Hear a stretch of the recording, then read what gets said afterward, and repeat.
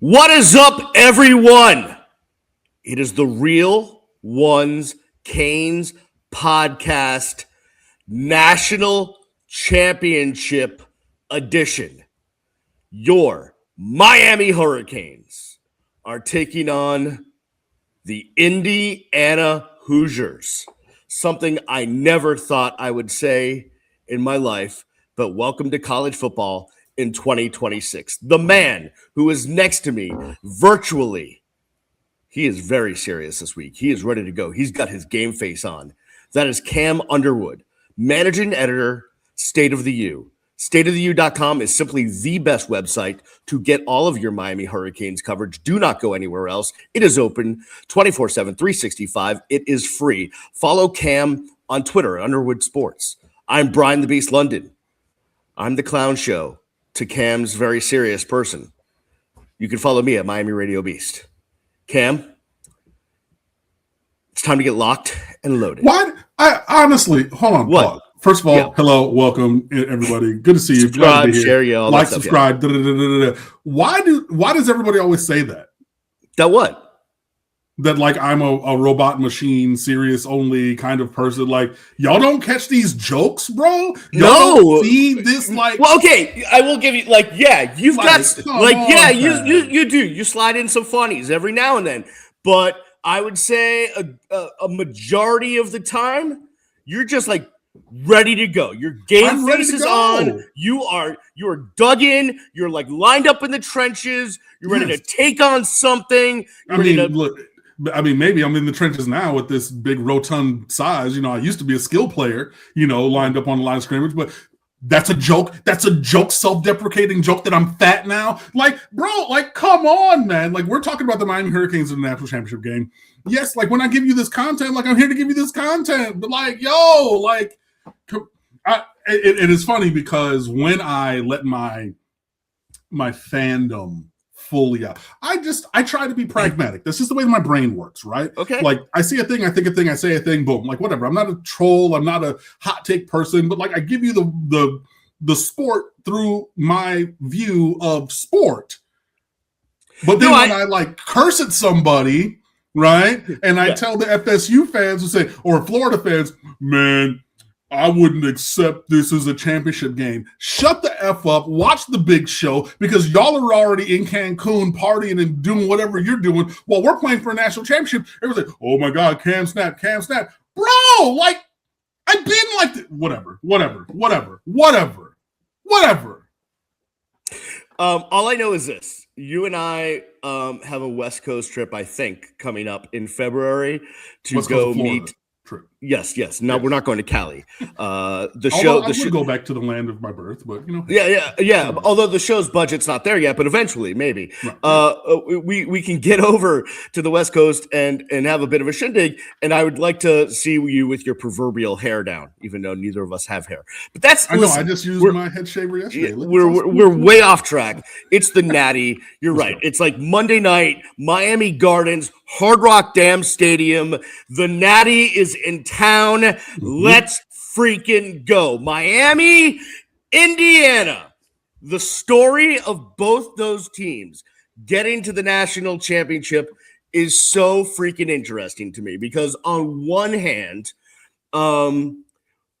Mario Cristobal made the choice to leave a very sweet gig at Oregon to come home to the University of Miami. And when he got here, what he found looked nothing like the Miami program he was used to when he left as an assistant coach or a player or a GA or any of that. Under the hood, on Zillow didn't match the house. Yeah, exactly. 1,000%. Like you ever check into an Airbnb and it looked nothing like what you saw on the website? Yeah, exactly like that. Like he came home and what he saw under the hood looked nothing like he thought. Like even as bad as he thought it might have been, it was worse. And 5-7, losing to Middle Tennessee, all of that stuff, he is flipped around real quick. And Miami is here in the championship game. On the other hand, also just a quick note as a side note, Jacoby Thomas was a safety on that Middle Tennessee State team. That is true. That is correct. That is 1,000% right. On the other hand, Coach Cignetti gets to Bloomington. literally the second worst program in the history of college football. Like nothing, like literally has never been anything. Second losingest program all time. Yeah. I know plenty of people that went to the University of Indiana. They don't even know how to process what is happening because their entire existence has been about basketball, right? They're all hoop heads. And Coach Signetti has put a program in place, granted with like James Madison players and players that are collecting, getting their AARP card and all of this stuff. But what he has done at Indiana has been absolutely remarkable. So I think the stories of these two teams getting to where they are is what makes this game even more exciting, aside from the on the field part of it. Well, yeah, and then you extend that out also, Miami, a 5-time championship program that's been in the doldrums for, a good long time, 20-something years. So, yeah, that championship history, extends. It's not been recent. It was when I was in college and, a lot of pounds lighter and had hair, you know what I mean? So all these different things, but you put all that together, yeah, there's plenty of storylines. There's plenty of interesting just twists and turns along the path of both teams to get here where Indiana is the undefeated, conference champion, the only undefeated team in the country, number one in the country, and the favorites in terms of, the betting lines and from Vegas prognosticators in this game. Indiana football over Miami football, so you have that, obviously, Miami playing in their home stadium in that location, although Miami is the road team in this game, so they will be on a different sideline and in a different locker room than normal. But whatever, we've been a road team for the last 5 games running, so it is what it is. The Fernando Mendoza and D'Angelo Pons of it all, of guys who are from here playing there now. Yeah, I mean, there's plenty of storylines, but at the end of the day, 11 dudes from each team are going to be on the field at the same time, going against each other, trying to do their best and put their teams in positions to win. I think it's, man, here's my general. I'm not making a prediction right at the start of the show, obviously, but I will say this, because I've been out in these streets, Cam. I've been out and about. I was at Caneswear. Shout out to Brett at Caneswear. Feel free to sponsor the show, buddy. I've been at your store 27 times in the last 2 weeks. I was at Caneswear this morning, and they just got in a shipment of Malachi Tony jerseys. And they were like, we got 400 in. They're all going to sell out by tomorrow. I'm like, oh yeah. I'm like, yeah, it's hype right now. He's like, yeah. And I was just listening as I was picking up the T-shirt that I ordered, and the Cocky Canes fan is back in a way that it hasn't been around in a while. And I love Cocky Canes fan. Cocky Canes fan is what we all grew up with. If you want to say the S word, you can say the S word. I'm not going to say it.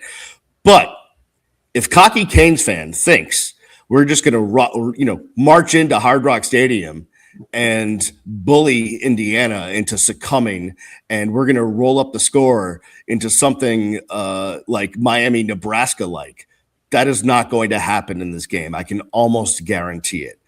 Get ready for a freaking dogfight brawl.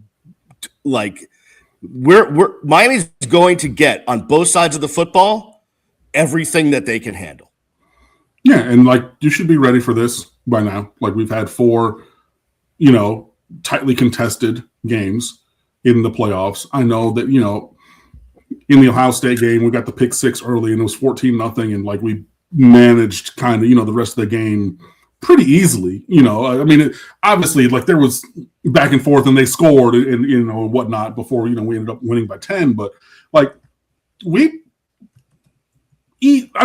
fairly easily managed the rest of that game. The Ole Miss game, we had all the control, but we didn't get touchdowns when we needed and let them hang around. So that went the entire way. But yeah, at this point, you should be used to this team, playing in, some games that are tightly contested. And, this is, again, as with every playoff game, this is the best team that we will have played this year. That was true about A&M. That was true about Ohio State. That was true about Ole Miss. And that is true about Indiana as well. So, yeah, this is quite literally what we play for. This is quite literally what we've been waiting for. And to your point about cocky Canes fan, talking about swagger and everything, because I'll say the S word,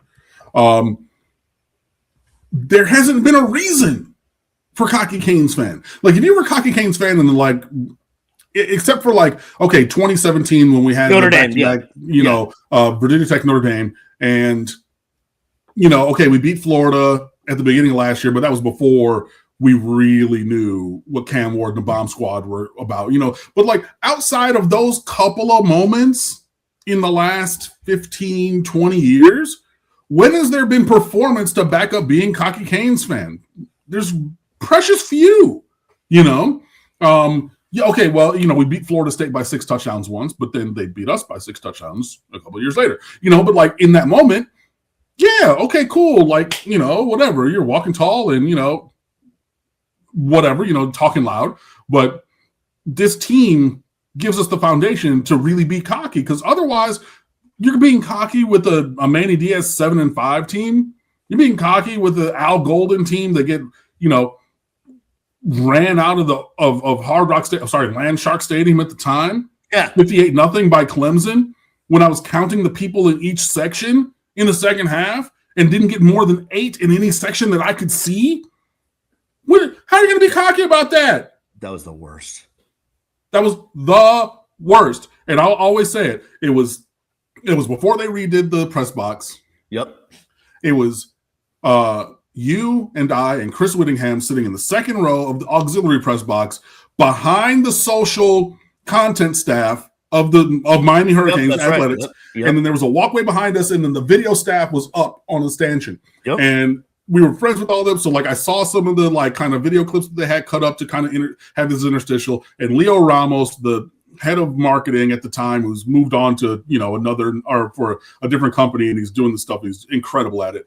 And he and his lead assistant showed you and me and Chris Whittingham, to my eye, the best in-game update graphic package I've ever seen ahead of the Clemson game.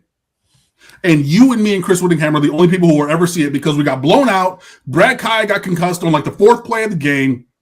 Clemson didn't even go in the locker room. They had like, water bottles and orange slices like it's Optimus in halftime, just on the sideline. Like, yo, we're just going to stay out here. It's whatever.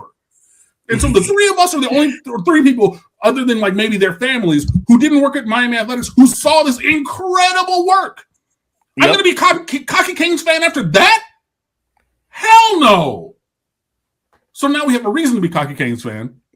And so, maybe not myself personally. Well, I mean, I am a little bit. But, people who are talking loudly about Miami have foundation to do so again. Okay. It all makes sense. Hey, before we take a break, because we're going to dig into the game, we're going to go, each side of the football and try to preview this for you. I'm obligated to ask you one question. I already know what your answer is going to be, but if I don't ask this question, the fans are going to be upset that I did not do my due diligence in hosting this podcast. Okay. The question is, what are your thoughts on Miami's transfer portal situation with the quarterback and Ty Simpson turning down $6.5 million? Miami Hurricanes are playing in the national championship game on Monday. That's all I care about. Everything else we will work out later. I think that, it's interesting for Simpson to go on record and say that. I still don't necessarily believe the number, but I believe that it's the number that he said. And people also want to bury the fact that, like, Ole Miss apparently came in later and said, "Oh, well, whatever they're offering, we'll match that." Nobody wants to talk about that. It's always about Miami. And you notice in the transfer portal, everybody knows every number that Miami ever offers anybody, supposedly, allegedly, but there's no numbers for anybody else. You know what I mean? Yeah, whatever. I don't care. We have a national championship game on Monday. I have not written about it on the website, and I am somebody who started in content creation and blogging on roster construction and recruiting. That's my bread and butter. That's my baby. I have lists all over this apartment. I have stuff. Eventually, yes, you play to win the game, and we're in the last game of the goddamn season. That's the focus. So let it be what it is. Honestly, at this point, I don't care. I'm here for the end of the journey of the 2025 Miami Hurricanes, and whatever else happens for the future Cam and future Brian, we'll talk about that later. National championship game first. Only focus, 1-0, dial in. And we do that on the other side of the Real Ones Canes podcast. Welcome back to the Real Ones Canes podcast, the National Championship edition. Miami, Indiana, Hard Rock Stadium, Monday night in Miami Gardens. Cam, the golden boy is coming home. We're talking about Fernando Mendoza, the Heisman Trophy winner. We saw him against Miami at Cal. He did not have the same type of team around him when Miami beat Cal at 3-something a.m. Eastern time. But he is certainly not the same quarterback that played at Columbus and didn't have many options, was going to go to Yale, ended up at Cal. He has turned himself into a bona fide, amazing passer to the point that I was listening to a podcast, Greg McElroy's podcast, this morning, and he said the last time he saw a quarterback this good in college was Joe Burrow at LSU. That is some lofty standards and comparisons. I think that's a little bit of hyperbole, but right? I'm not disagreeing with you. I'm just saying that was thrown out there by a reputable prognosticator of the game of college football. Okay. Fernando Mendoza has been really good this year. Really good. Their entire offense has been good. They can run the ball. They can pass the ball. They are their scheme is really interesting, schemed up by Mike Shanahan, no relation. Although here's a tidbit about their offensive coordinator, Mike Shanahan. He was a tight end at Pitt, and he faced Miami back in 2010. He had 3 catches for 19 yards against a Ja'Cory Harris-led Miami Hurricanes that beat Pitt 31-3 in Dave Wanstead era at Pitt. So there you go. There's your Miami Mike Shanahan connection. Mike Shanahan has an offense. It's basically, from everything I've gathered, because I don't know ball as well as you, it is a pro RPO / spread offense. They can do whatever they freaking want. Yeah, I mean, it's a diverse offense. They love RPOs. They love spamming inside zone with an RPO tag. Shout out to the Al Golden era. That was very similar in schematic construction. And yeah, Mendoza's the trigger man, and he's gotten a lot better over the course of his career, even year over year from last year, what we saw at Cal. And credit to him for his development and everything, and performance. He's also more mobile than you might think. Had a couple of big runs in the game at Cal against Miami last year, although he got blasted by Wesley Bassine at the end of that game before we got the ball back on for the final scoring drive. But you even saw it in the semifinals where he will, go through his progressions pretty quickly and then he'll take off. So he adds in an element of escapability. He's not Mike Vick or anything. I'm not saying he's, Lamar Jackson, part 2, but, he will make the decision to run quickly, and he's athletic enough to hurt you if you, play man free and everybody is just has their backs turned and things like that. So you got to pay attention to him.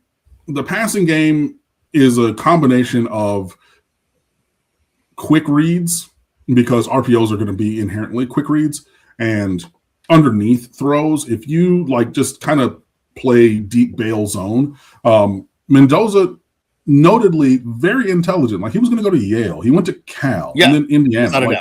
All of these are elite tier institutions of higher learning. Okay. All of them. Cal is a top 5, public school. Indiana is a top 10 public school, if you didn't know.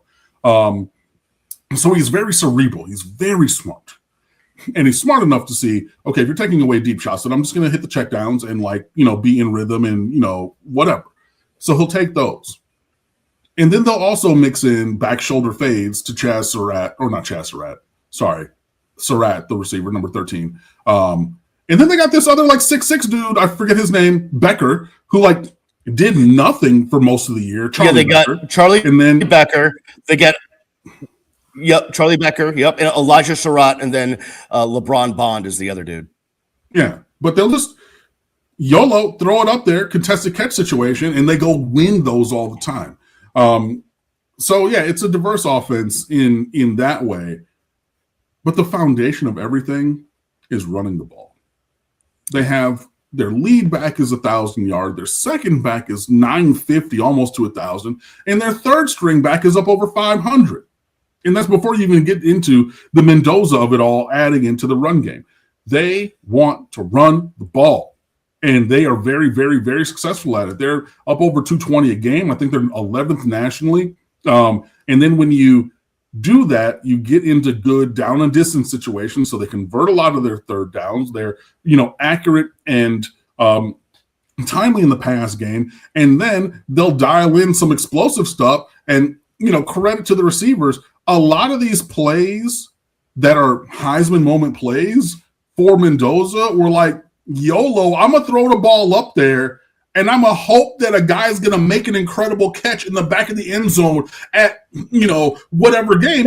But to their credit, the ball is where it needs to be, one, and the player who they're trusting to go make this incredible legendary play has made it every single time.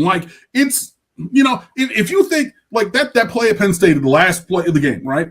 If that throw is 2 inches too high, and if he doesn't, I don't know what Baryshnikov ballet stuff he did to get that foot down, right? Correct. But you're an inch and a half away on either side of that not happening, them losing, and yada, yada, yada. But they don't. They make that play. It's within those tight margins. So on offense, that's really the foundation of what I see. Their tight end is also a monster. Yep. Blocking in the run game. So he adds in that element as well. But they are well coached. They scheme up based to combat what opposing defenses do well. And I'm going to leave it there. But this is a very, very talented, very well coached and well-oiled machine on offense. So Miami is going to have to play some of their best football to curtail that. They don't turn the ball over. Mendoza only has 6 interceptions. They only have 8 fumbles. They're plus 21 in the turnover margin. They don't make a lot of mistakes. They don't have a lot of penalties. They're one of the least penalized teams. They hold the ball for a long time. Their time of possession is almost as good as Miami's. And you speak about Mendoza and his legs. He's not Lamar Jackson. He's not that, but he will pick up yardage. And a matter of fact, if you take away sacks, he's got close to 500 yards rushing this season. So now that's a fourth dude around 400 or 500. Right. Yeah, they between Hemby, Black, the third string back, and Mendoza. I mean, you've got the equivalent of like 2 All-American running backs in yardage. I mean, it's just amazing. And so let me ask you this question, because we've just detailed how good their offense is. If you are Corey Heatherman, and you have the talent you have up front, you have a Mo Torre who's definitely coming on at the linebacker spot, but you are banged up in the back end, and Xavier Lucas has to miss a half because it's stupid. Because of a targeting penalty that not one expert I've listened to or watched has said is a targeting penalty, but that's neither here nor there. We can't change. He's going to miss a half. What are you thinking about as you try to slow down this offense? I'm going back and I'm looking at a couple of games or a couple opponents, and I'm doing what they do with our spin. Indiana ran for 104 yards on 2.67 a carry at Iowa and barely won that game. I need to see that. I need to be on that. They ran for 111 on 3 yards a carry the first time at Oregon. I need to see that. They ran for 108 against Penn State. Again, a game that came down to a miraculous play at the end for them to win on 3.5 a carry. I need to see that.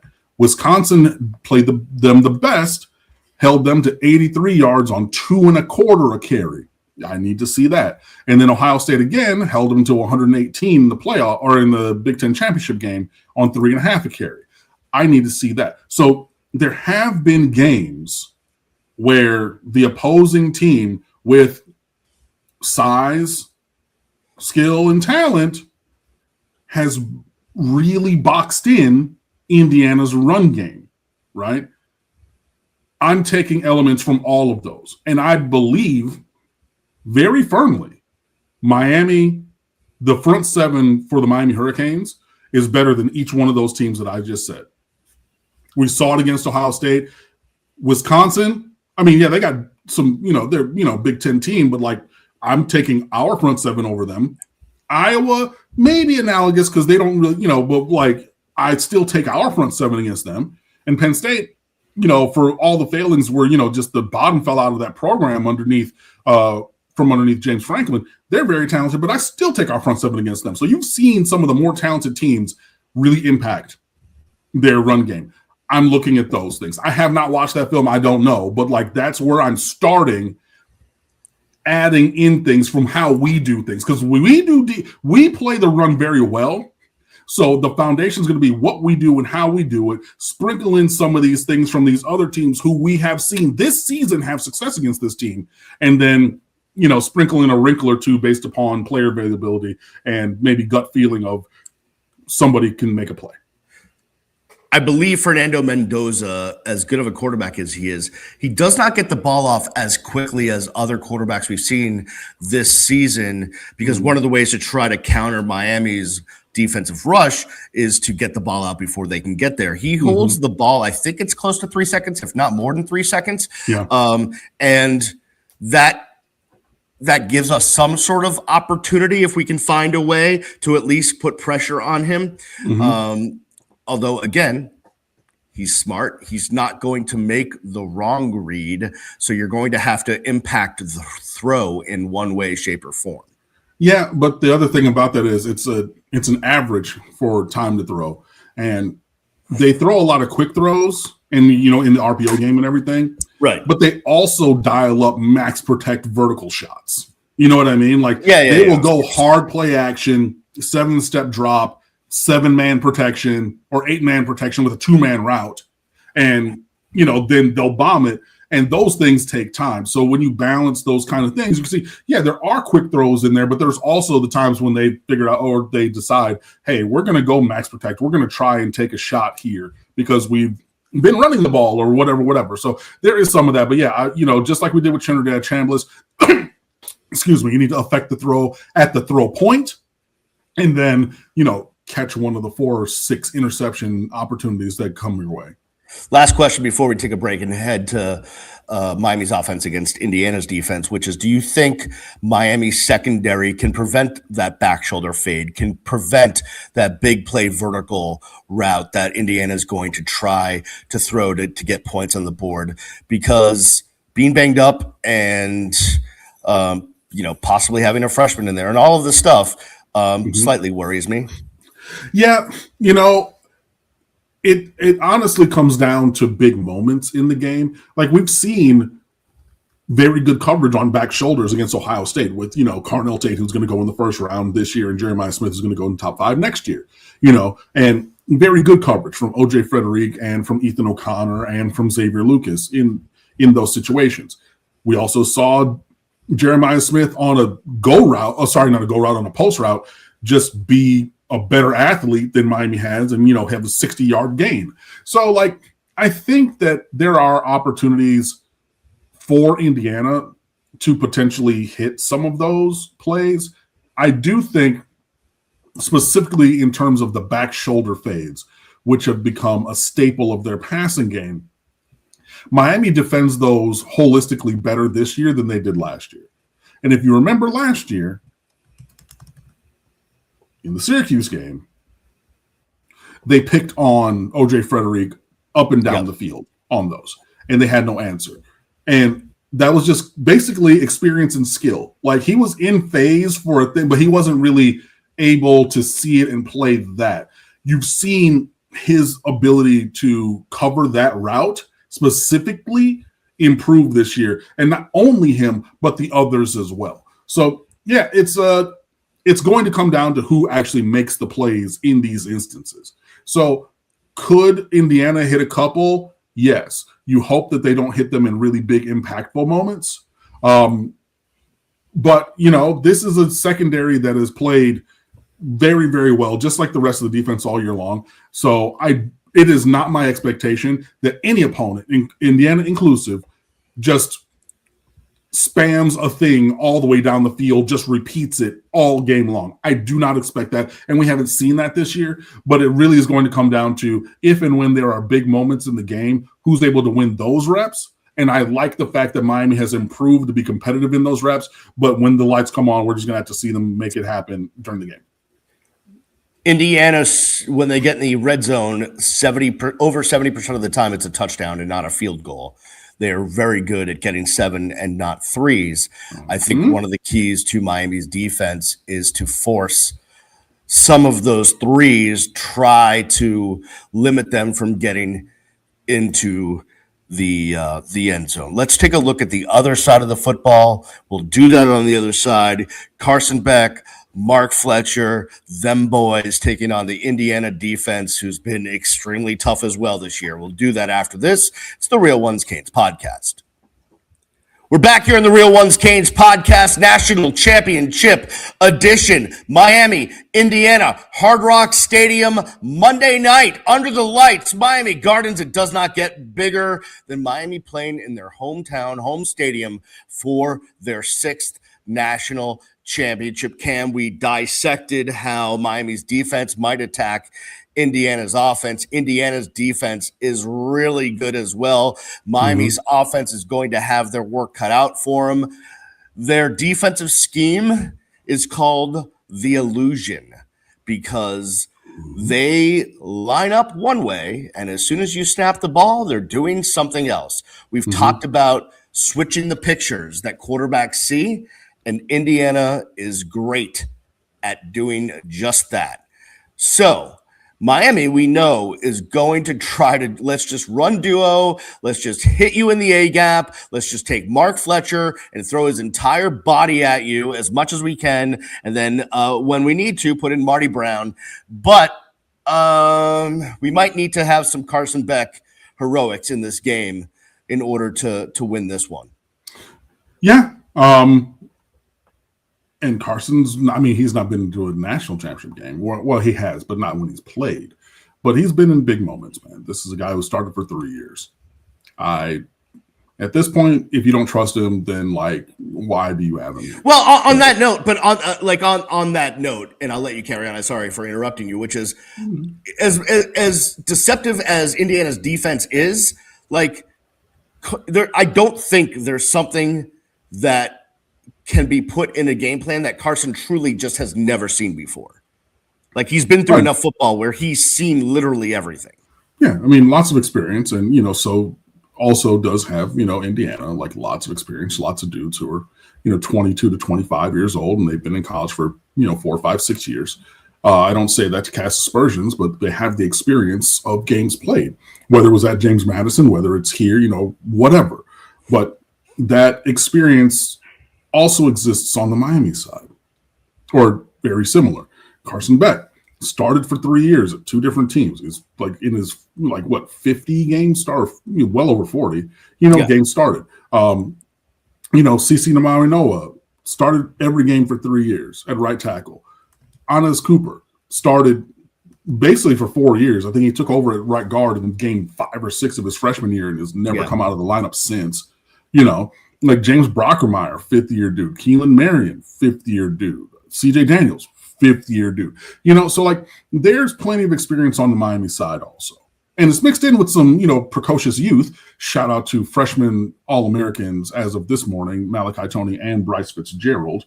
I'm sorry, I need to pause. Okay. You just go. 3, 2, 1.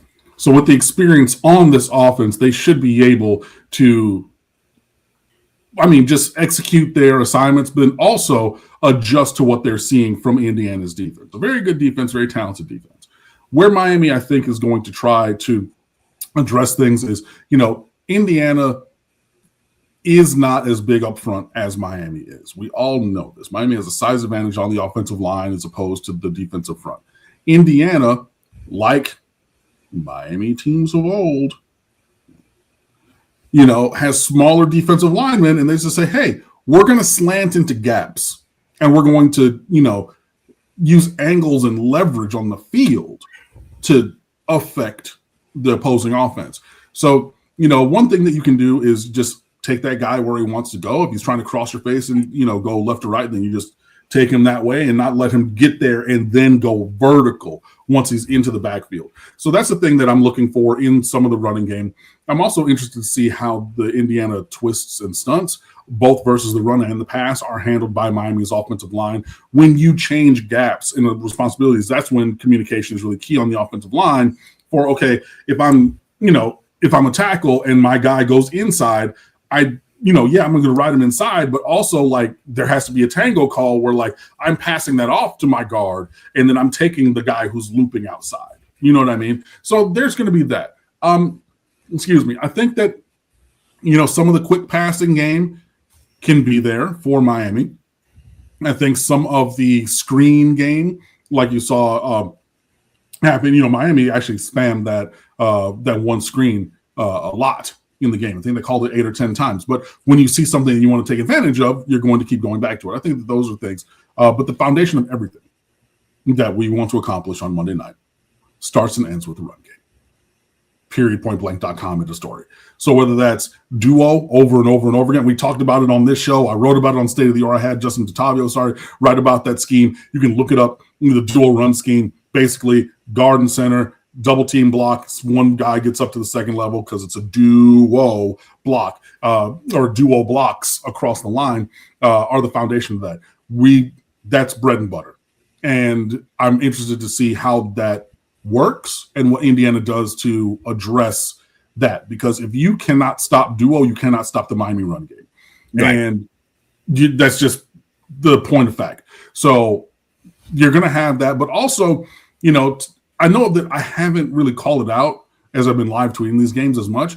There's been diversity in the run game. There's been pin and pull. There's been outside zone. There's been inside zone. There's been, zone read, even with Carson keeping it a couple times. There's been, power. There's there's such a diversity of scheme, but it starts and ends with duo.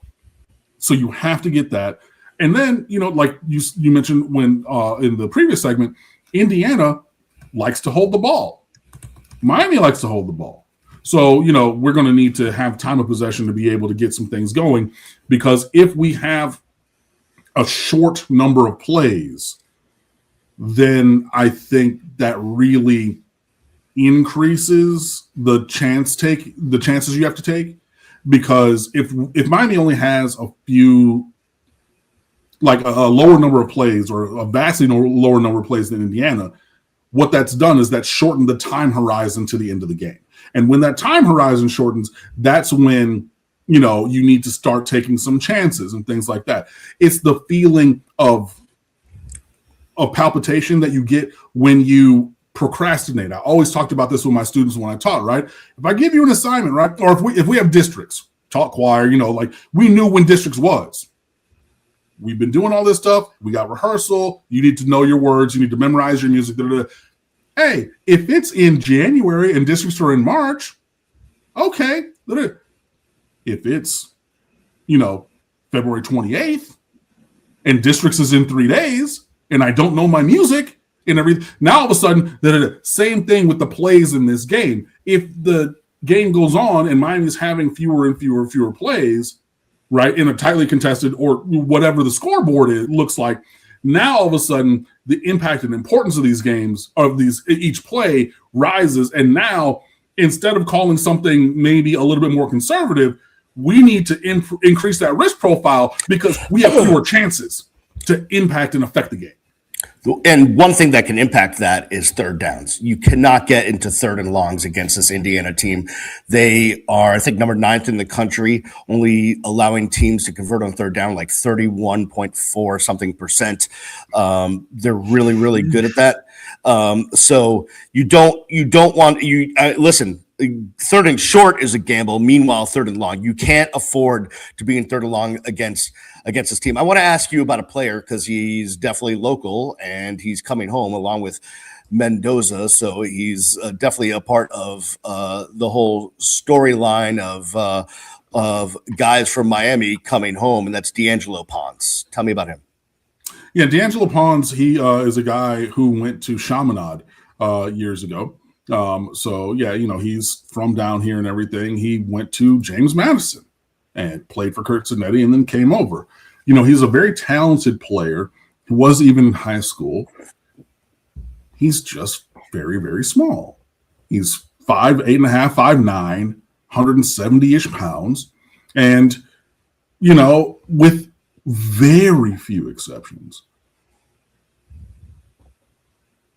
honestly, I don't even think that we've taken a player at defensive back that size because Trajan Bandy was even more rocked up than he was. Right. Even though Trajan Bandy was pocket size, he was still, he was yoked. We haven't taken a guy that small, Yeah, that's not our MO, yeah. Right. I mean, even I know that he's long gone from here, but like Malik Curtis from Bishop Verot in Fort Myers, he was 5'11", 175 pounds, and he was more an offensive speedster who I thought we miscast trying to move him to corner. But like we don't haven't in basically ever taken a player of his stature at defensive back. And though he's local, and though he wanted to play at Miami, he didn't fit the profile what we're looking for. And so he went elsewhere to James Madison, had great success, followed his coach over, and he's one of the star players on Indiana's defense. Credit to him for, the performing growth and, that he's shown in performance and ability. Excuse me. And I don't think it was necessarily an ability thing that kept Miami from taking him. He just didn't fit the physical profile. And it'd be like that. And I get it on his side where, he's having that be, the Rock of Gibraltar chip on his shoulder against Miami. I get it. I completely understand it. But he's also foundational to their defense. He plays outside corner. He plays slot. He moves around. He had the pick 6 on the first play of the game against Oregon in the semifinals and everything. So he's a dynamic player, and he's a guy that we're going to have to watch for in coverage and then also in run support because, he's good at diving through players' thighs to get them on the ground because he's not going to be a stand-up, just wrap and drive kind of tackler. Again, like a D'Angelo Pons at 5'9", 170 against Mark Fletcher, you're not going to just sit there in the hole and try to just get low and then put your shoulder into his chest. You're going to have to do something different. But to his credit, he does that, and he does it well. So, yeah, he's had a great career playing for Kurt Zanetti across a couple of schools. Yes, he wants nothing more than to beat the hometown team that didn't recruit him in high school for this championship. And I get it. I completely understand it. But for the Miami side, we don't take players of that size. And if you look at the Miami roster right now, Mario Cristobal is recruiting this team to be what you think a typical SEC team should look like at pretty much every single position. There's been plenty of commentators across sports say this is an SEC kind of team. Got it out. Yep. 6'6.5", 335 is your average offensive lineman that starts. You know what I mean? Like you look at the David Blaze of the world. Now I know he came from Louisiana Tech, but he's another guy who's grown over the course of his career. You look at Justin Scott, everybody's All-American, top 10 player, 5-star, 6'4.5", 315, and he, moves like he moves. That's not a player, even in years past, that usually Miami would get, bro. So, and then if you extend that out, who's our smallest cornerback? Keontae Scott, 5'10", 180, but he doesn't even play outside. Yeah, he doesn't play outside, yeah. So our smallest dude at that position is an inch taller and 15 pounds heavier than you, right? The smallest dude at the position. That's not getting your 6 foot Xavier Lucas, your 6'1" Damari Brown, your 6 foot OJ Frederick, your 2'6'3" Ethan O'Connor, your 6'1" with long arm Jabari Antoine, your 6 foot Chris Ewald from Chaminade, who's redshirting this year and gonna have a great future. You know what I mean? We're not even talking about that. So it just, and sorry, I know I went on a little bit of a tangent in terms of recruiting, but like he is a guy to know. And obviously he's going to have a lot of family here, D'Angelo Pons, that is. And he knows a lot of these guys. Again, he went to Chaminade. You know all the guys on this roster who went to Chaminade. So he knows a lot of these. And then like also you just, you play Optimist, you play high school. Like he knows plenty, this whole roster, bro. He knows all these coaches and everything, bro. And I get it. But it's about more than just D'Angelo Pons. It's about more than just Fernando Mendoza. But like, so everyone knows it's not just Mendoza, who's a player from here who, for whatever reason, Miami went in another direction, and now their paths are crossing again here at Hard Rock Stadium for the national championship. I just want to, before we wrap this up and give our predictions and keys to the game, just another guy you need to watch on defense is Aiden Fisher, their middle linebacker. He's outstanding. He's the captain of that defense, the main communicator. He's the guy that's listening for signals. He's the guy that's reading signs. He's the guy that's know what's coming before it's coming. So if you're watching the game, if you're at the game, look for their middle linebacker, Aiden Fisher. He is a dog. All right, some keys to the game. I'll throw some out, and if you disagree with any of mine or have any to add, feel free. One, the penalties, man. It's just I know it's easier said than done, but you just can't be in double-digit penalties. You cannot give Indiana free chances. And Agreed. And I know it's easy to say and all of that, but like if there was ever a game where Miami had to discipline the F up, it would be this one, because you cannot give Fernando Mendoza in that offense extra chances. Or put yourself behind the sticks. Or right, or exactly. On the other side of the way, yeah. You have to play a clean game. You have to play a clean game. We agree. The turnovers. Indiana is going to try to get the ball away from you. Yep. That's what they do. And conversely, they do not give the ball away. So these random fumbles that happen, Malachi Tony will fumble and then make the most amazing fumble recovery I've ever seen in the history of mankind. You can't be doing that. Carson Beck, none of that stuff. We don't need any of that. So that's one. And just I would say this: Miami's physicality and brutality and violence has to overcome Indiana's just clockwork execution. Yeah. Because they are like a machine. That's how they operate. Yep. Miami, the only way that Miami is going to disrupt that is to out-physical them. Yeah, I mean, we have to do that. I mean, they're a Swiss time clock, at this point. In terms of turnovers, also, I just want to say on the Miami defensive side, if there's an opportunity to get the ball, you have to take it. You cannot. You have to take it. You cannot drop 4 or 5 interceptions. You can't let a fumble recovery squirt away or get out of bounds or get back to if the opportunity presents itself, you have to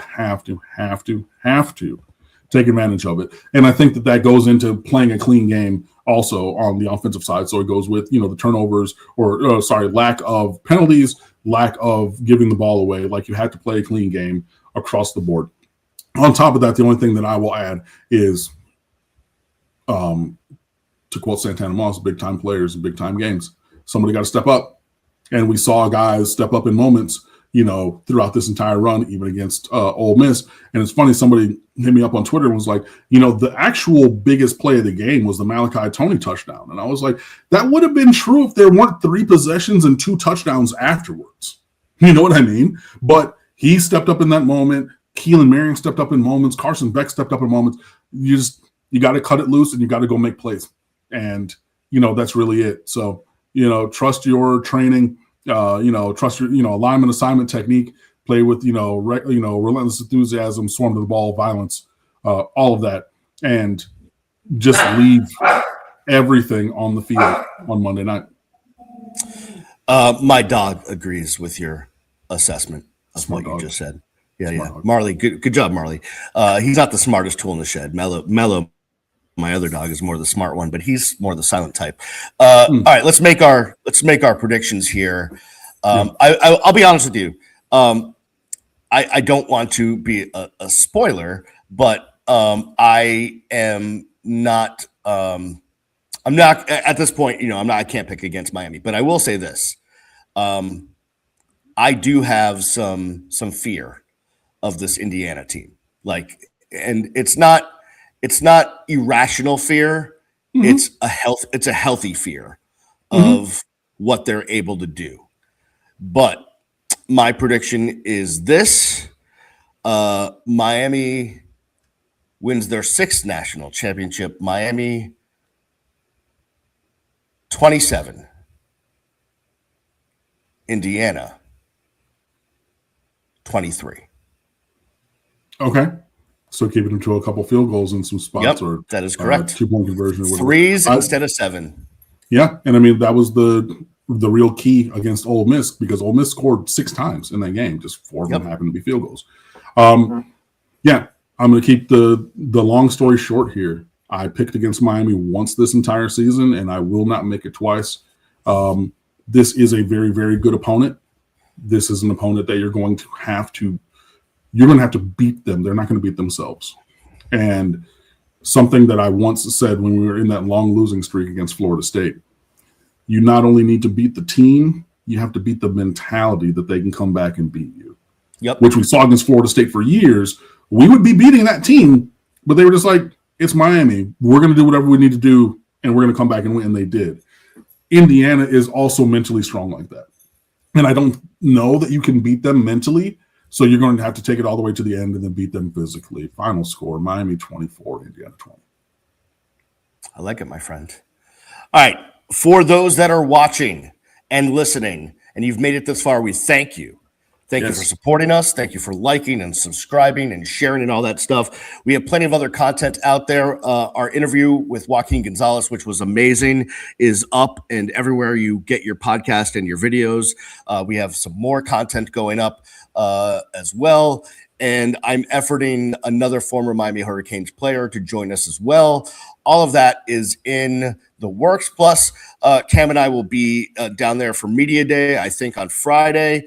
Or Saturday on Miami Beach. Will be Media Day in the morning, and we'll see what I can get out of there. And then the coaches' head press conference is on Sunday. So you're going to want to keep it locked all the way through the game. We'll have all the content for you.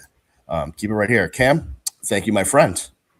My pleasure. Thanks for having me. And yeah, very excited. Be sure that you check out stateoftheu.com. We have tons of great stuff over there as well.